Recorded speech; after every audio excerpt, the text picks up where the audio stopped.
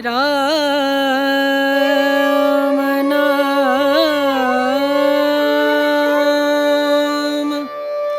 भजले राम नाम सुखधाम भजले राम नाम सुखधाम भजले। क्या महाशिवरात्रि महादेव पार्वती के विवाह का दिन है? आइए आपको बताते हैं कि क्यों खास है ये आज का दिन। दरअसल सामान्य जानकारी यह है कि महाशिवरात्रि महादेव शिव और देवी पार्वती के विवाह का दिन है। यानी इस दिन को हम आध्यात्मिक रूप से भी विवाह की वर्षगांठ यानी शिव पार्वती के मैरिज एनिवर्सरी के तौर पर देखते हैं। आजकल रील्स और सोशल मीडिया के त्रिगुणी नारायण धाम बहुत फेमस हो रहा है, जिसे लोग महादेव पार्वती के विवाह स्थल के तौर पर जानते हैं।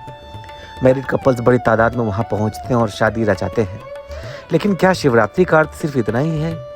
अगर हम पुराणों, वेदों, उपनिषदों को देखें तो पता चलता है कि महाशिवरात्रि का स्वरूप इससे कहीं अधिक व्यापक और आध्यात्मिक है।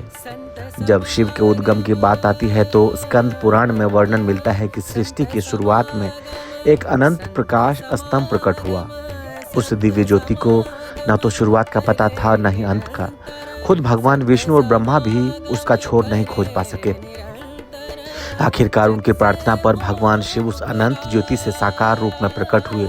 यही लिंगोद्भव यानी महादेव के लिंग स्वरूप में उत्पन्न होने की घटना मानी जाती है और यहीं से शिवलिंग की अवधारणा सामने आती है।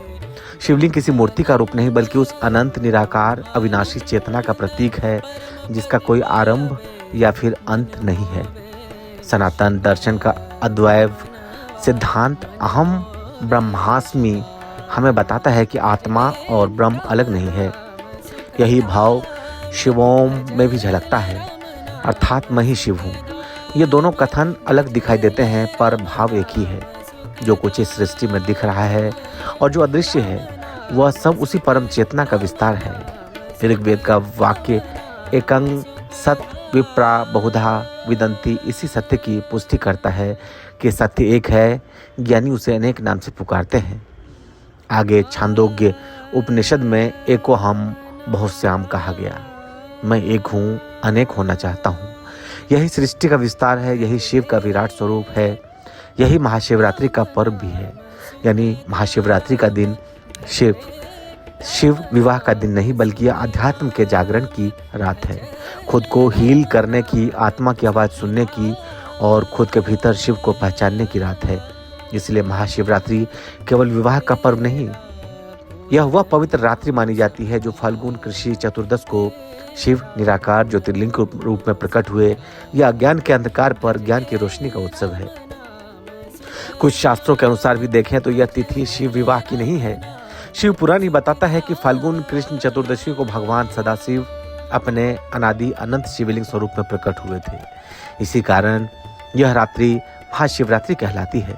शिव पुराण के अनुसार भगवान शिव का विवाह माता सती से चैत्र माह में और माता पार्वती से मार्गशीर्ष माह में संपन्न हुआ। इसीलिए महाशिवरात्रि का वास्तविक महत्व शिव के प्रकाट्य साधना और उपासना से जुड़ा है।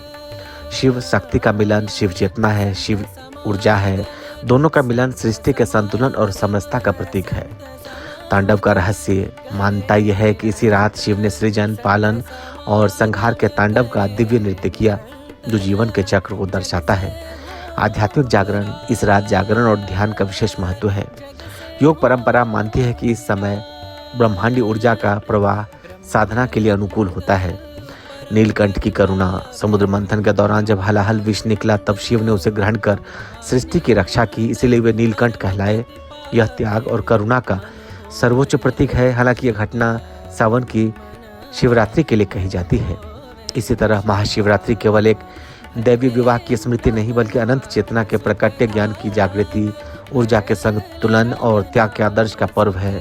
यह हमें याद दिलाती है कि शिव केवल कैलाशवासी देव नहीं बल्कि यह वह चेतना है जो हर कण में व्याप्त है। महाशिवरात्रि की रात बाहर के अंधकार में नहीं, भीतर के अज्ञान में दीप जलाने की रात है।